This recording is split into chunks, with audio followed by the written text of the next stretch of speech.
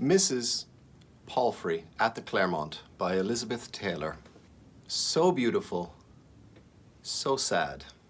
You go out to wherever you go and you find this book, and please make a strong, concerted effort to go and find this beautiful novel, and you'll thank me for it. On a rainy Sunday afternoon in January, Mrs. Palfrey, recently widowed, arrives at the Claremont Hotel, where she will spend her remaining days. Her fellow residents are a mixed bunch, magnificently flawed and eccentric, living off crumbs of affection and an obsessive interest in the relentless round of hotel meals. Together, upper lips stiffened, they fight off their twin enemies, boredom and the grim reaper. And then one day, Mrs. Palfrey encounters the handsome young writer, Ludo. Shortlisted for the Booker Prize in 1971, Mrs. Palfrey at the Claremont is one of Elizabeth Taylor's funniest and most finely wrought examinations of the casual cruelty we inflict upon each other. And there you have it. Why do I always forget? Please, if you like the videos and subscribe. There you have it, in a nutshell. Mrs. Palfrey, her husband has died, and she is alone in the world. See, this is something quite magical for me because I don't know if this kind of hotel establishment exists here in Canada. Like, what do we do with our old people here?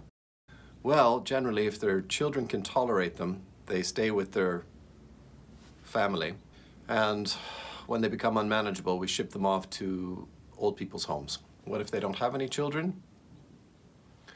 I guess they voluntarily go off to old people's homes. Oh, we must have a very large senior residence. But the thing is, it's not like a London hotel. But that's quite what the book is all about, is the plight of the elderly. We're not talking about the elderly who are mentally unaware or struggling. We're talking about people who are fit mentally, who have nothing but the time left to them, and they fill it the only way they can. Often that is reading books and knitting. And one old gentleman writes letters to the newspaper. So Miss Palfrey ends up at the Claremont Hotel, and she walks in and looks around and thinks, my goodness, this is how things have ended up for me. Goes to her room, settles in, goes down to the common area, has a seat and looks around and thinks, who will I speak to first? Will anyone speak to me first? And all of the other old ones are examining her, taking her measure. Eventually she does make a connection. She discovers that one of the daily highlights is when the hotel staff post the menu for that evening's dinner, and all the old ones trundle on over to where the menu is posted, and they see what it is and they comment on it. Never anything positive, always grumbling. And that becomes her existence. Now, once she does eventually make a friend who she discusses, that friend is very keen to know, Mrs. Palfrey, do you have any relatives who might be coming to visit you? Because the one thing that all of these elderly folks are jealous of to the extreme is if any one of them has relatives visiting them on occasion. Like, that is the one currency that they value the most, is a visit from the children or the grandchildren. You know, one of the old girls, her son comes and visits her every Friday, and they drink whiskey before having dinner together, and she's the queen of the Claremont Hotel because everyone is so envious that her family has not forgotten her. And Mrs. Palfrey tells them quite confidently that she has a grandson, Desmond, who works at the London Museum, and all the old ones are like, wow, and will he be coming? Will he be coming to visit you, Mrs. Palfrey? And she assures them that yes, my grandson Desmond will be coming to visit me, because she writes to her daughter in Scotland, asking her daughter when her son, Desmond, will be coming to visit Mrs. Palfrey at the Claremont. Desmond, trying to think of a nice, friendly word. I don't want to have any cursing today because in honor of Mrs. Palfrey, who, even though she's a fictitious character, I think I can say that I quite love her. The way you can love an old person who you feel sorry for. You know, they've done nothing wrong and they've lived a life as best they can. And everyone can't be bothered with them anymore because they're just, they're old. They're an inconvenience to everyone. You know, we don't like old people. They're slow and they talk about tedious things.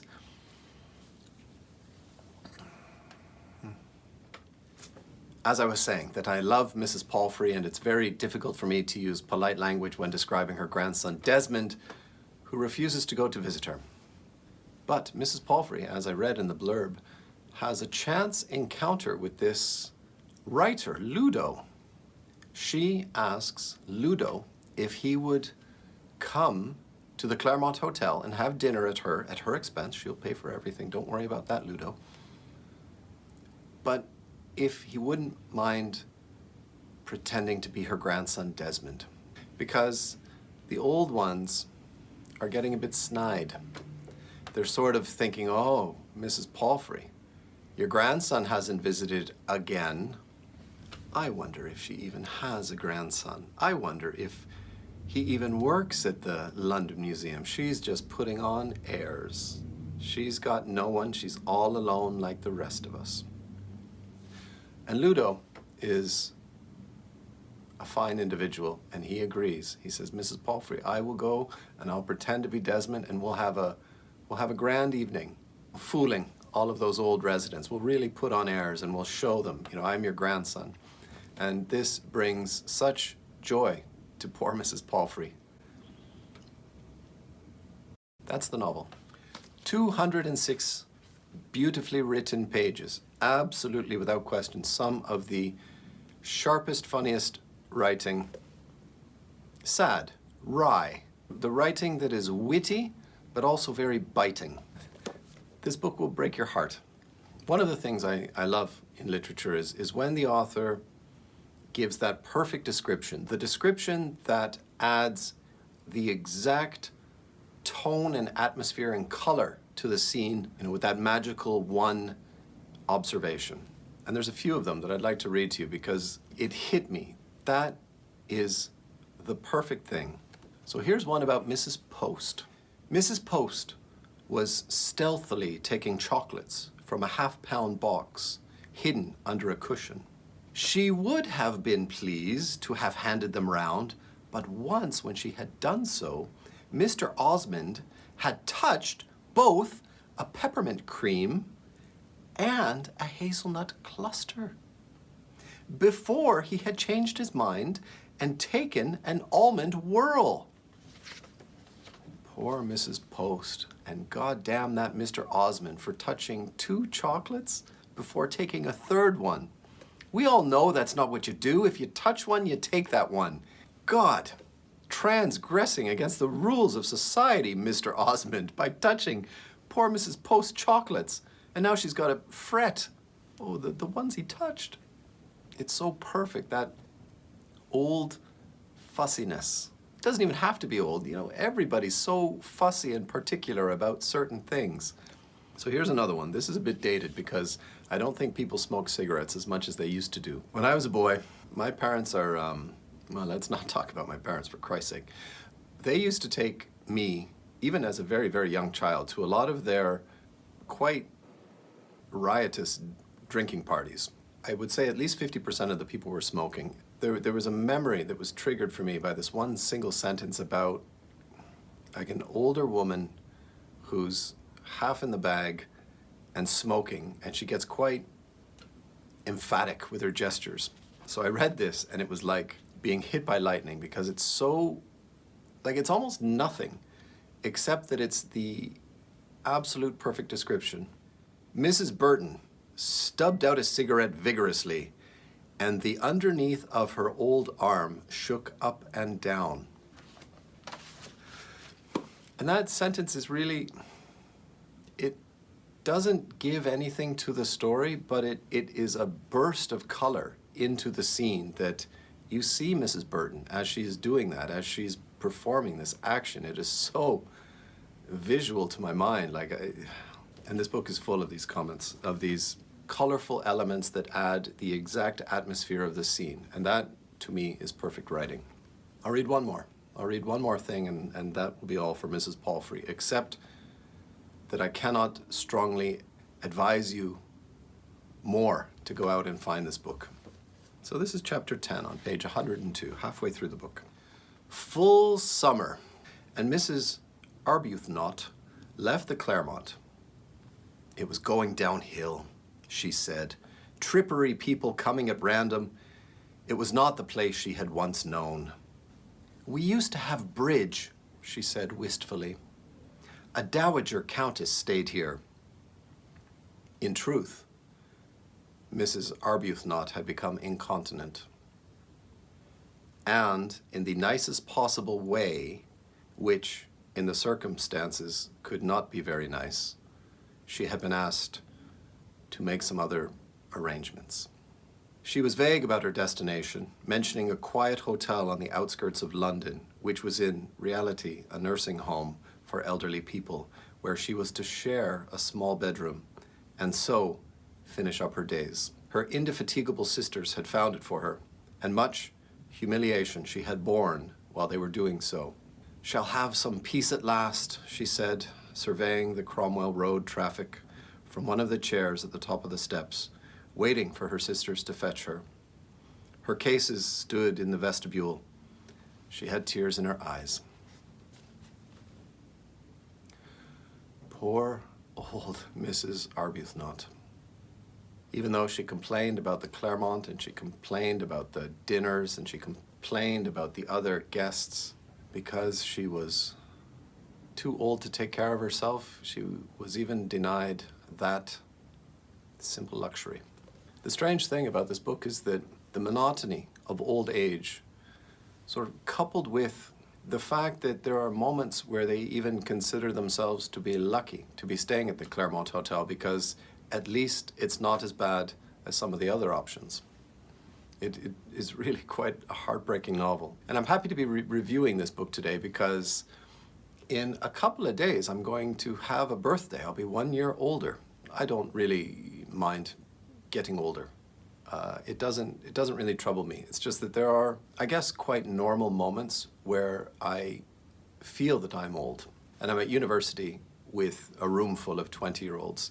And that does make me feel old. Like there is a very peculiar kind of tension between me and the other students because we can't be friends. Even if we really, really wanted to be friends and we had things in common, if I met someone who loved literature as much as I did and we loved the same authors, even if we had all that in common, we still couldn't be friends because I would be as old as their father. And you can't be friends with people your father's age. It's just, it doesn't work. Because that situation happened to me, that there was a student who, we really got along quite well. And there was a moment where we both looked at one another, we looked into each other's eyes, and I think the both of us took a step back mentally and went, oh, wait a minute, this is impossible. We can't be friends. Okay, all right, let's not just keep rambling away because it's gonna be my birthday in a few days. A couple of people have sent me books for my birthday. Thank you very much, by the way. Thank you to Jack, and thank you to John for sending me those books for my birthday. I really appreciate it. But don't send any more. I've got 200 books behind me that still need to be read. Thank you, though. Thank you. I do appreciate them. But don't send any more. Thank you. Oh, God, I almost forgot. Book lottery. Some lucky devil is going to win this, and is going to win this. What's this? Watch one of my other videos. I'm tired of talking about it. I'll mail that to whosever name I pull out. And if you support the channel on YouTube members or on my Patreon page, I'll put your name in here and you will have the opportunity to have mailed to you my book and, well, today Mrs. Palfrey at the Claremont. Maybe Patreon's a little bit better because I write a weekly blog talking about all of the mild trivialities that annoy me in my life. And hopefully it's a little bit funny. Or just, you know, if you don't feel like clicking onto another website and you just want to support me here on YouTube, well, I appreciate you too. And this is one of my members here on YouTube. This is, I don't know her proper name, but Miss Crunchy. Miss Crunchy. Thank you very much for supporting the channel, Grant Loves Books. I really appreciate it. Thank you very much for all the comments you've made on the videos and all of the emails. Thank you for contacting me, and I'm happy that you enjoy the videos. Anyway, Miss Crunchy, could you please write to me at my Gmail address, grantlovesbooks@gmail.com, and send me your mailing address, and I will mail you this, and I will mail you this Grant Shipway, The Friend from Budapest, which is incredible. And it's a limited edition. You will be getting number 63 out of 100. And if you're someone who wants one of these, contact me at the same email address, grantlovesbooks@gmail.com, and we'll work something out. We'll do a deal. Thank you, Miss Crunchy. Thank you, everybody, for watching. Please like and subscribe, subscribe and like and subscribe. And I will see you later. The next time I make a video, I'll be 1 year older and hopefully just slightly wiser than I am today. Thank you for watching. Take care.